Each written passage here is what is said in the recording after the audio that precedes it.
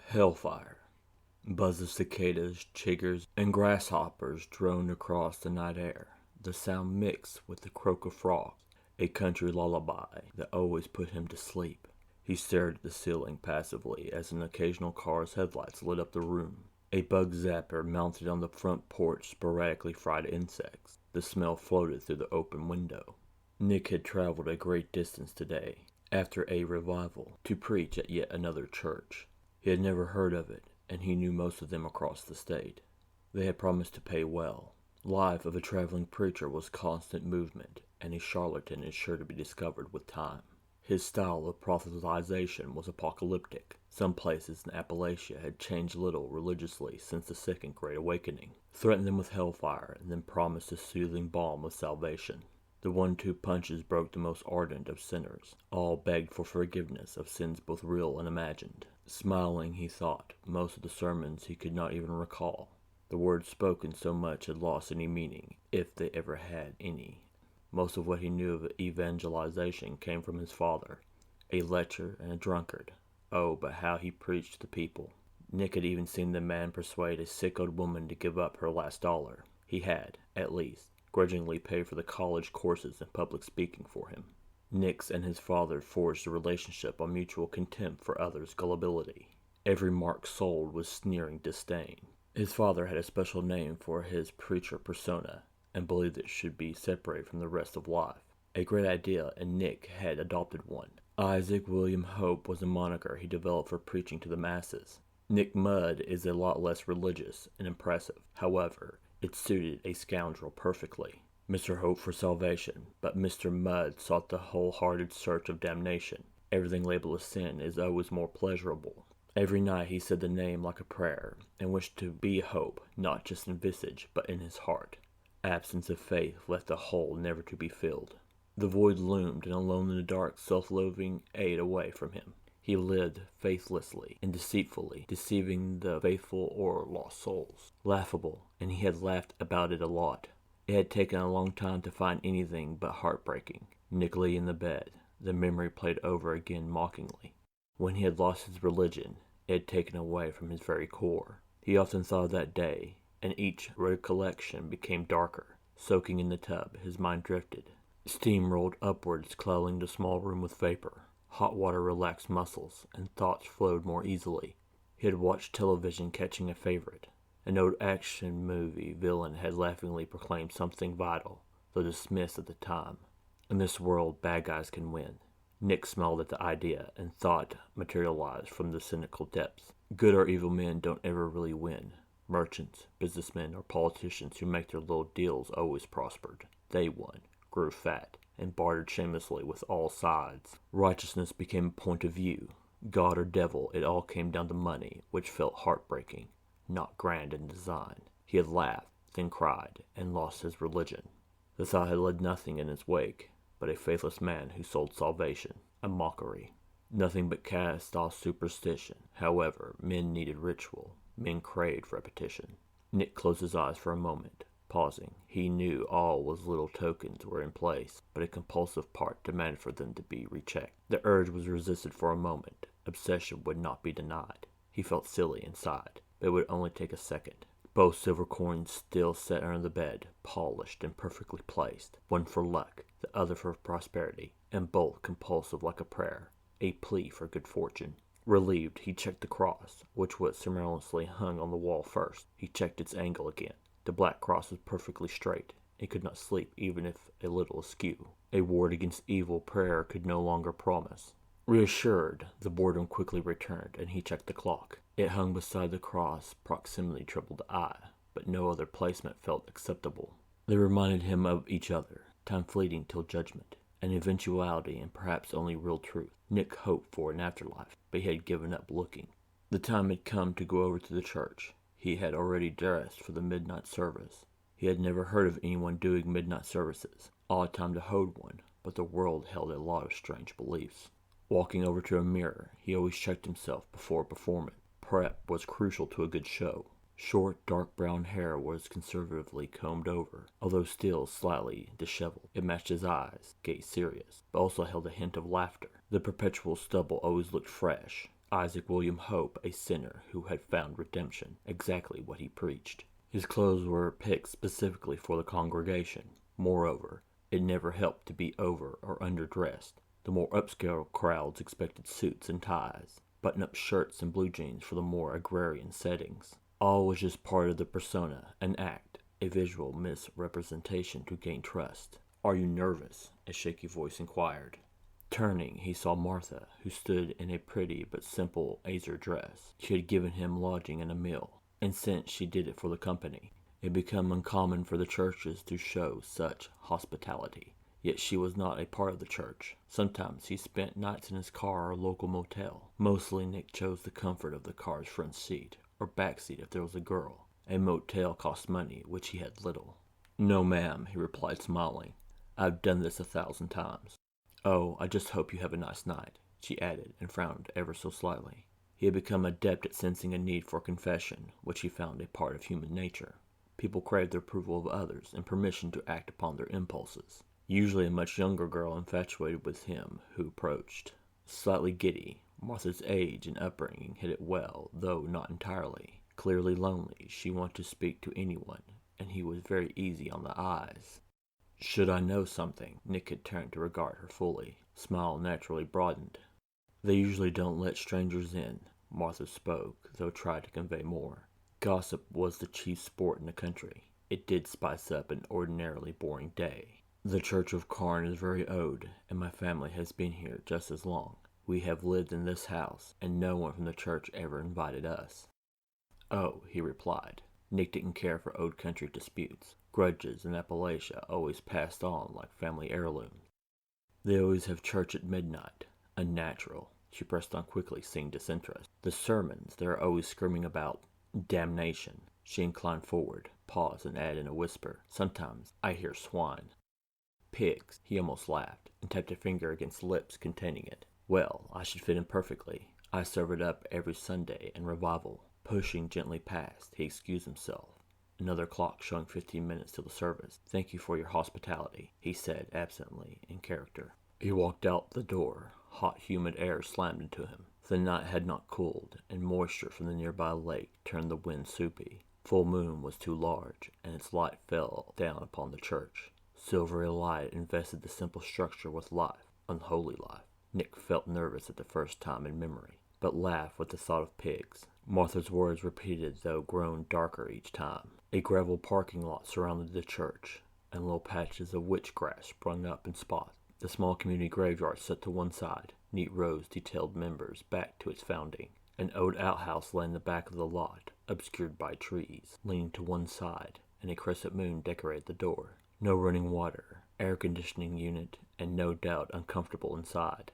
Everything Nick expected to see, but it felt off, a veil. Their predilection for Hellfire sermons and apparently swine unnerved him. Nick finally looked at the church. Clean white paint was well maintained. An average-sized structure, but would hold a good crowd. Hopefully they would be charitable as well. A sign with Church of Carn hung above the front porch, established before the county. Black letters cast a stark contrast to the crisp white. There wasn't any gray. People who attended such places believed only in black and white. Double doors of heavy oak and iron were handmade, with no windows. The entire building was windowless. Despite its charm, he felt unnerved and stared at the entrance. Fireflies flashed sporadically over the road between Nick and the church. He took a deep breath. The smile came back. He became Isaac and stowed away mud. Isaac would rain hellfire to save souls, but Nick could only search for it, crave it. Mr. Hope turned towards attrition, contrition, and redemption. Mr. Mudd, on the other hand, turned towards whoring, drinking, and lying. Both were sides of the same coin. "Now, Isaac," he smiled at the deacon, who was also a sheriff's deputy. The man appeared monolithic, and everything about him screamed weight and girth. Nearly 7 foot, he towered over the light, an average Isaac. Arms strained against the khaki shirt, thick muscle clearly visible under the heavily starched material. Plowboy's shoulders framed a sturdy neck, a mark of a hard worker. This supported a bolder head with a baby face, soft and powdery. Yet, even in such an innocently sculpted face dwelled harshness. The light blue eyes had inflexibility, a hunger.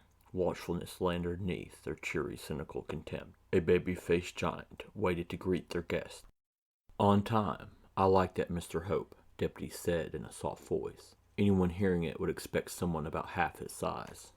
Thank you, Mr. Merriman. I tried to be punctual. Smile returned naturally.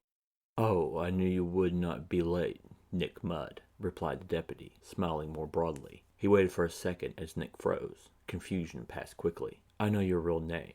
I lifted a fingerprint and ran it. You are a real wild one, but careful as well. A smart scoundrel, and you don't act a fool where you work. Nick watched a much larger man because he had run afoul of law enforcement before. Getting smart with country officers like spitting in an angry bull's face. Not smart. He didn't want to be bounced around or spend a night in jail. I guess you know, he didn't bother to lie. That would be foolish. I will move on, sorry.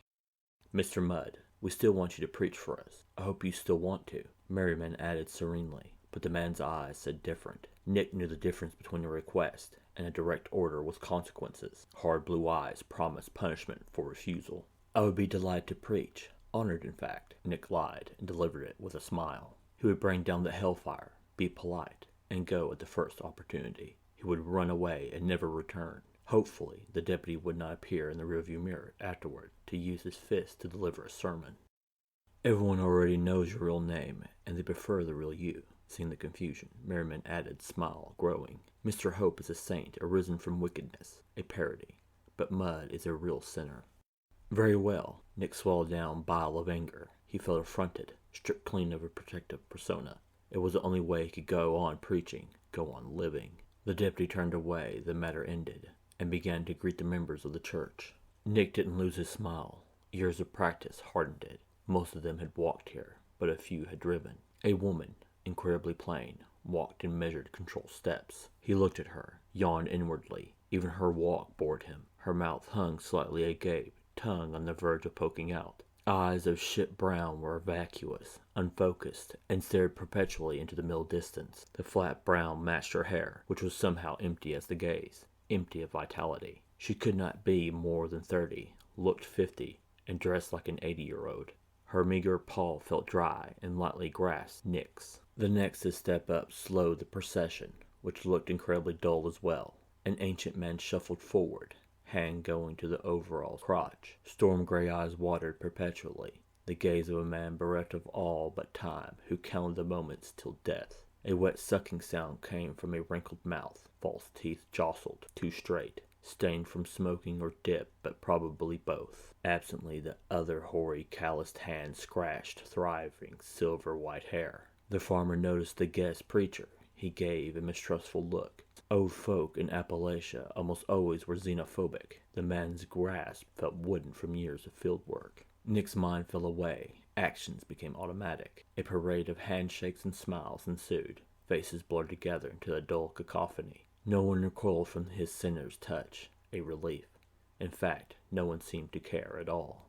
Nick watched the last go inside. Deputy Merriman scrutinized him, then gave the go-ahead gesture. Smile returned to assure it wasn't a request. He nodded, thanked him, but wanted to punch the sorry pig.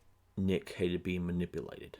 Liars hate being lied to. He saw the interior decor rural, simple, and straight Appalachian. White walls held plain iron candle holders, no electricity in evidence. It hurt Nick's eyes. Flames danced, making light shimmer and uneven. Solid oak pews had thin red velvet cushion. Nick hated them. They were incredibly uncomfortable. The seats were made purposely to be unyielding, and no sense in being comfy under the threat of damnation. The podium stood straight across from him, waited for him, obviously old, handmade, and appeared welded to the spot. Nick strolled along, smiled at the people, oblivious of them. He walked to an open seat, though Merriman stopped him with a large hand. Silently, he raised a finger which pointed at the podium. Usually he followed the regular preacher, the warm-up act. He went up front, smoothly changed step, and laughed self-deprecatingly. Slight variation of routine off-putting, he stared at the ancient podium. Roughly carved form, crudely hewn from a single piece of wood. A shelf of papers, which he had none, all the sermons memorized. Frown deepened. He saw something wedged up in the back. He shook himself, approached, and looked at the patient crowd. As he introduced himself, a hand slipped into the shelf, then supple leather. It couldn't be a heart, barely even looked lifelike. Of course it wasn't. He sighed and sighed, relieved. The sea of stupid faces stared bovine slack. and suddenly he hated them. Nick began, the sermon chosen specifically for a Hellfire church. The deputy had insisted on real fire and brimstone on their first meeting. All Nick's sermons adhered to that formula. The start was very simple. Sin, what it was, how it worked, benefits and drawbacks of immorality. Earthly and the existential ramifications stated calmly, thoughtfully. Sin was evil, he told them tranquilly, and a few smiled. Nick hit them with damnation. Sudden shift of his demeanor startled. Agony promised to those who refused to repent. Describing torments, he screamed them at the congregation. Running back and forth, he undid the top few buttons. Nick raved like a madman, face reddening. The promise of hell poured upon them like hot coals. The crowd reacted avidly, and a few began to stand, praying and swaying. Calming suddenly, he switched tactic instantly, but smoothly. Salvation offered like a life preserver, the only alternative to the fires below. The path to life everlasting, however hard, had to be zealously sought. Reward of redemption being with God, a mansion, reunited with loved ones, and even pets ready for their masters. All it took was a choice, an active decision to choose the light over dark. Nick held arms open to receive them, while delivering this bid for deliverance, the open arms of forgiveness like God's. The members sat down, their passions cooled visibly. Scowling inwardly, he continued, feeling suddenly a little sick. Urge to vomit crushed him. Sweating, a hand went to his head as he talked. World wavered, became a little unstable, before coagulating back to its boring truth. Shakily, he asked them what the sinner's reward for iniquity. Again he hit them with damnation, a lake of fire, an agony unending. Nick stomped every step. He bellowed, spit flying, face turning a dangerous purple. Nick confessed sins, most inventions, lamenting such transgressions against a loving God. He almost laughed, having damned enjoyed them. More stood this time, and he could feel them pulled in by the words. Going back to salvation, he could feel them cool, not interested. Breathing hard from his exertion, the sickness returned worse than before. Disconnected, the world spun. Urge to vomit nearly toppled him. They only cared about damnation, and if they wanted hell, they would have hell. Returning to the podium, he fell silent, inclining forward. The congregation leaning closer. Screaming, they jumped back from the sudden force. He described the vilest torments. They wanted more of everything described. Torture porn for the unrepentant, rendered in vulgar, verbal brushstroke. Agony so sickening that the angels in heavens wept at the suffering. Torn apart for eternity, and resurrected after each death for the purpose of beginning the misery once more. Sin would irrevocably and undeniably damn them to hellfire eternal. The congregation nodded their agreement. God, please show me the truth. Nick screamed the words, climax of the sermon, the only line he still meant. Arms outstretched to embrace all, his head turned up to speak to God. Nick grimaced again, delivering the last line wrong. The sick feeling returned on the heels of the confusion. Sense of unreality quickly followed. Lowering his head, the urge to vomit brought it down. Torches replaced candles, and crisp white walls replaced by burnt stone. Pews also disappeared with the congregation forced to stand. Hot air became scalding, a thick miasmic choking cloud which looked dingy and quickly made skin raw.